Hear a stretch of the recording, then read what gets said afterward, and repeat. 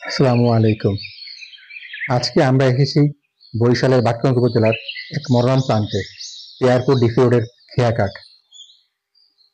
সবুজে ঘেরা নদীর পাড়, নৌকার হালকা দোলনি আর নীরব প্রকৃতির মাঝেই যেন হারিয়ে যেতে মন চায়।